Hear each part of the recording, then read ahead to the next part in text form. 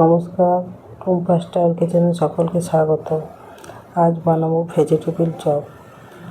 তাই বিট গাজরগুলোকে একটা গ্রেটারের সাহায্যে গ্রেট করে নিচ্ছি। আপনারা প্রথমে সিদ্ধ করেও করতে পারেন, কিন্তু ওতে অনেক দেরি হয়, আর পুড়িয়ে নিলে খুব তাড়াতাড়ি হয়ে যায়। এবার ভাজা মশলাটা বানিয়ে নেব। তার জন্য আন্দাজ মতো ধনিয়া, মৌরি, জিরে,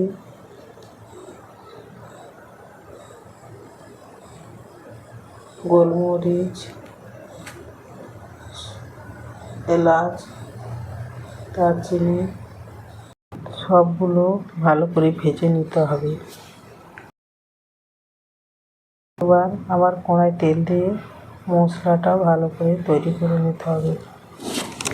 2-3 কোয়া রসুন কুচি, আদা কুচি, কাঁচা লঙ্কা কুচি দিয়ে ভালো করে একটু ভেজে হলুদ গুঁড়ো, লঙ্কা গুঁড়ো দিয়ে দেবো। এরপর ভালোভাবে ভেজে পুড়িয়ে রাখা বিট গাজরগুলো দিয়ে দেবো।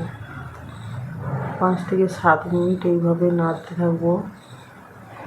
নাড়তে নাড়তে এগুলো সিদ্ধ হয়ে যাবে। আর এখানে একটা বড় সাইজের আলু সেদ্ধ দিয়েছিলাম, আর ভেজে রাখা বাদাম দিয়ে দেবো।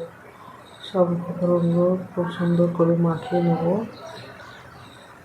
এরপর একটা কর্নফ্লাওয়ারের বাটার বানিয়ে নেব।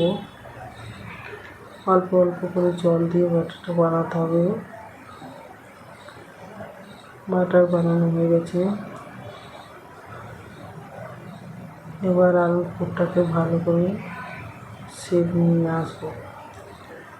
এইভাবে লম্বা আকারে শেপ নিয়ে আসবো। সবগুলো একইভাবে বানিয়ে নেব। আপনারা তো দোকান থেকে কিনে খান, একবার এইভাবে ঘরে বানিয়ে দেখবেন।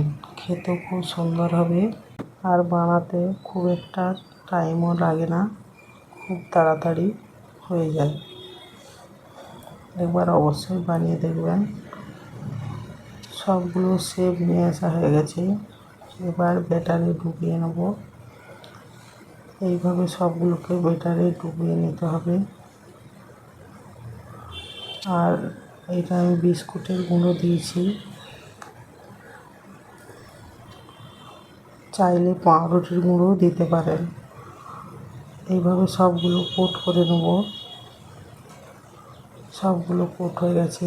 এবার কড়াই তেল গরম করে ভেজিটেবিলগুলো তেলের মধ্যে ছেড়ে দেবো। খুব তাড়াতাড়ি ভেজিটেবিলগুলো ভাজা হয়ে যায়।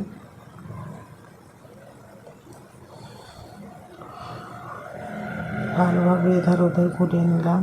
এরপর লাল লাল হয়ে গেছে, উঠিয়ে নেব। আবার একইভাবে দিয়ে দিলাম।